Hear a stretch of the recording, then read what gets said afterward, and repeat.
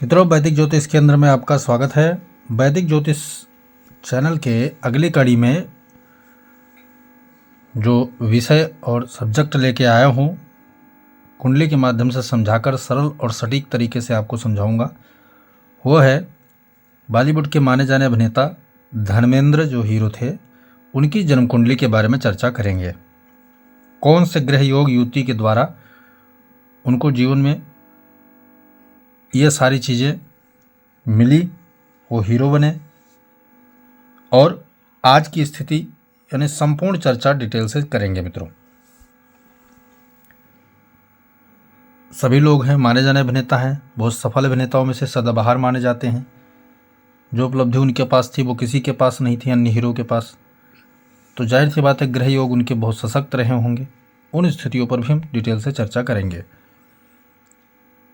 चलिए video start करते हैं। यहाँ सब्जेक्ट आप देख सकते हैं, धर्मेंद्र हीरो कुंडली। ठीक है, अब इनका डेट ऑफ बर्थ देखेंगे यहाँ तो 8/12/1935। ठीक है, 8/12/1935 को इनका जन्म हुआ, सुबह 6 बजे। कहाँ जन्मे थे? लुधियाना, डिस्ट्रिक्ट लुधियाना के क्षेत्र में इनका जन्म हुआ था। वर्तमान महादशा इनकी चल रही है बुध की, और अंतर में चल रहा है राहु। ठीक है, अब हम आते हैं कुंडली में। वृश्चिक लगन की इनकी कुंडली उदय हुई है, जिसका स्वामी है मंगल। मंगल का लग्न का स्वामी होकर मंगल जो है तीसरे भाव में, अपने कारक भाव में जाकर के उच्च होके, परम उच्च होके बैठ गया इनका। तो जाहिर सी बात है मंगल ने एक खुद राजयोग निर्माण कर दिया। कौन सा राजयोग? लग्नेश तृतीय भाव में जब चला जाता है तो एक प्रकार के पराक्रम नाम का राजयोग बन जाता है इनके कुंडली में। अब इसका लाभ और हानि क्या है? मंगल जिसका पराक्रम राजयोग में बैठा हो, उस व्यक्ति को कभी भी डर का सामना नहीं करना पड़ा जीवन में, और उसके निडरता ही उसको विजय दिलाती चली गई। कोई भी काम हो, कैसा भी काम हो, बड़े बेधड़क तरीके से वो व्यक्ति काम करता है, और सफल भी 100% वो होता है। क्योंकि मंगल लग्नेश है, तो लग्नेश यानी व्यक्ति खुद, उसके मस्तिष्क का विचारधारा, आचरण, स्वभाव, चरित्र, गुणधर्म, और तीसरे भाव में जाकर के परम उच्च राशि में हो गया, यानी कि उसको बल दे दिया। तो ये तो हमने क्या किया कि लग्न के स्वभाव के बारे में बता दिया आपको। अब ये तीसरे भाव का भी अर्थ है, तो इस भाव को भी बलवान कर दिया। तीसरे भाव में क्या होता है? संबंध। ठीक है, संबंध, प्रेम। ठीक है, प्रेम, छोटी छोटी इच्छा, पराक्रम, निष्ठा, ईमानदारी, ये सब तीसरे भाव से देखा जाता है। तो यहाँ पर मंगल उच्च हो गया, तो इन्होंने क्या है, इन सब को बड़े बेधड़क तौर तरीके से अपने जीवन में उतारा, और उसका लाभ जो इनको 100% मिला जीवन में। ठीक है, बात कर लेते हैं दूसरे घर के स्वामी। यहाँ पर इसका स्वामी हो गुरु। ठीक है, तो गुरु इस कुंडली में क्या है, दूसरे भाव का स्वामी होने के कारण मार्केश होता है, और साथ में उसकी एक राशि जो है मीन राशि पंचम भाव में पड़ गई, तो ये कारक भी, यानी मार्केश और कारक, अर्ध कारक अर्ध मार्केश ये कहा जाएगा। लेकिन गुरु बैठा कहाँ है? लग्न में। लग्न में बैठा हुआ है अपनी मित्र राशि में, और एक मित्र ग्रह के साथ, एक शत्रु ग्रह के साथ। तो गुरु भी कारक बन जाता है एक हिसाब से देखा जाए तो। लेकिन राहु गुरु की राशि में बैठकर गुरु को कहीं ना कहीं पीड़ित कर रहा है। ठीक है, तो गुरु का 50-50 वाला चांस इनके जीवन में रहने वाला है। 50% ही इनको लाभ और हानि गुरु के द्वारा मिलेगी। जब जब गुरु की बात आएगी तब इनको जो है निर्णय लेना कठिन हो जाएगा, या इनके पक्ष में निर्णय लाना संघर्ष करवाएगा वो। तीसरे भाव की बात करें तो वहाँ 10 नंबर लिखा है, इसका स्वामी शनि बनता है, और चतुर्थ भाव का स्वामी शनि बनता है। इन दोनों भाव का स्वामी होकर शनि अपने ही मूल त्रिकोण राशि चतुर्थ भाव में बना है, बैठा हुआ है। अब एक तो ये हुआ कि कारक है शनि, और बाधकेश भी है शनि, लेकिन क्या है, अपने राशि को कोई बाधा नहीं उत्पन्न करता है। अपने ही राशि, दोनों राशियों का स्वामी होगा तो पराक्रमेश भी हो गया, और साथ में चतुर्थेश यानी सुख सुविधा का इनका कारक भी हो गया। लेकिन साथ साथ चतुर्थ भाव में जब शनि बैठता है या लग्न में बैठता है, तो एक नैसर्गिक प्राकृतिक एक दोष उत्पन्न करता है, उसको कहते हैं शूल यानी कंटक योग। ठीक है, तो कहीं ना कहीं पूरे जीवन में इनको कुछ ना कुछ ऐसी चीज़ें खटकती रहीं, अंदर ही अंदर पीड़ा पहुंचाती रहीं, जिसको ना इन्होंने किसी के सामने प्रकट कर दिया, क्योंकि इनको पता है कि उसका इलाज कोई नहीं है। ऐसा कुछ चीज़ें व्यक्ति को पूरे जीवन कचोटती है, अंदर से काटती है, जिसका कोई इलाज नहीं है। वो व्यक्ति स्वयं उस दर्द के साथ जीता है, उस दर्द के साथ मर जाता है। यह है कंटक योग। तो शनि कंटक योग में विराजमान है, लेकिन शनि अपनी मूल त्रिकोण राशि में, तो जाहिर सी बात है कंटक योग के साथ साथ ही चतुर्थ भाव का संपूर्ण फल भी नैसर्गिक तरीके से प्रदान करेगा। जैसे भूमि भवन वाहन का कारक इसमें ये देखो बन गया शनि, ठीक है।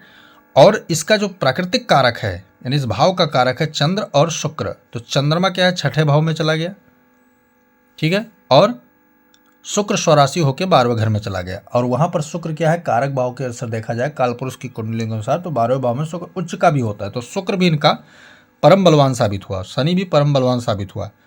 एक कंटक योग के कारण शनि ने इनको थोड़ा सा वीकनेस पैदा किया, तो शनि का जो प्रभाव इसमें देखा जाएगा तो वो करीब करीब मेरे हिसाब से 70% का प्रभाव आएगा शनि का, 50 गुरु का और 70% शनि का, ठीक है।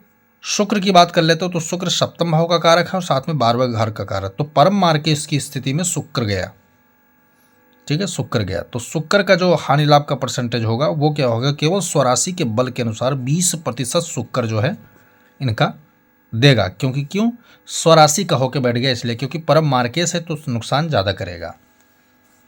अभी हम फल के बारे में डिटेल से चर्चा करेंगे, इस ग्रह ने इनको ये दिया, इस ग्रह ने इनको ये दिया, अभी हम बल निकाल रहे हैं।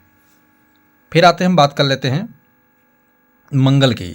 तो मंगल एक तो कारक में बैठा हुआ था, मतलब राजयोग में आ गया, तो मैंने बताया ही। मंगल वास्तविक स्वामी कहाँ का है, छठे भाव का है और लग्न का है। तो लग्न का हमने बताया कि यहाँ से इनको जो है विचारधारा, निडरता, ठीक है, और क्रोधी वैसे तो थे नहीं, लेकिन जब क्रोध इनको आता था बहुत भयंकर क्रोध आता था, ऐसा इनका स्वभाव मंगल के कारण है। पराक्रम, बल, निडरता, ठीक है, आंतरिक बल, शरीर हर हष्टपुष्ट, इनका तो स्वभाव से लगता ही दिख ही रहा है, मंगल का पूर्ण कारक हो गया इनका। छठे भाव का स्वामी होकर मंगल ने इनको क्या दिया, शत्रुओं को पराजित कैसे करना है इनको अच्छे तरीके से आता था, शत्रु इनके ऊपर हावी नहीं हो पाया। रोग इनको क्या हुआ शरीर के अंदर, उसका कारक भी मंगल है और मंगल शनि के उसमें चला गया, तो इनको वैसे कोई नैसर्गिक बीमारी अगर बात करें तो नहीं है, लेकिन कहीं ना कहीं इनको जो है बीमारी जो रहा होगा वो मंगल का आंतरिक कमजोरी, विदीर्ण यानी स्वाभाविक बीमारी जिसको बोलते हैं वो बीमारी इनको रही होगी, ठीक है, स्वाभाविक बीमारी इनको रही होगी। और चंद्रमा जल तत्व की कमी कहीं ना कहीं इनको रहा होगा, तो सर्दी, जुखाम, खांसी, अन्य बहुत सारी चीज़ें होते हैं, जलोदर, ठीक है, ये सारी चीज़ें इनको रही होंगी जीवन में। मैं ग्रह के अनुसार कर रहा हूँ, बाकी मुझे इनके बारे में विशेष नॉलेज नहीं कि क्या बीमारी है इनको, क्यों, कैसे, क्या है। आगे चलते हैं।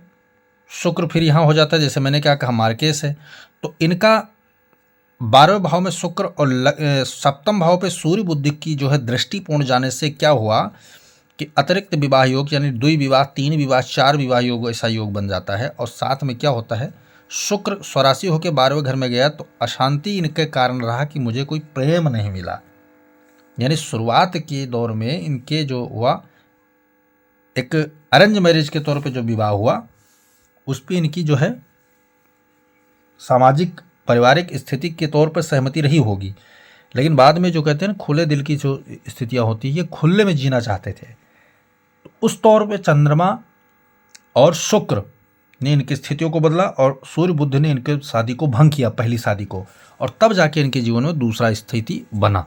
और उसके लिए संघर्ष काफ़ी करना पड़ा, क्योंकि शुक्र क्या है 12वें घर में गया, तो क्या है कि खर्च, अशांति है, भाग दौड़, ये सब 12वां घर इनके लिए बहुत ज़्यादा संघर्ष। तत्काल जैसे मान लें हेमा मालिनी जैसे इनका विवाह हुआ तो तत्कालिक क्षण पे नहीं हुआ होगा, बहुत पापड़ बेलने पड़े होंगे, तब जाके इनका विवाह हुआ होगा। और किस तरीके से हुआ तो भगवान जाने, लेकिन जो मैं बता रहा हूँ ग्रह की स्थिति के अनुसार वो यही आ रहा है।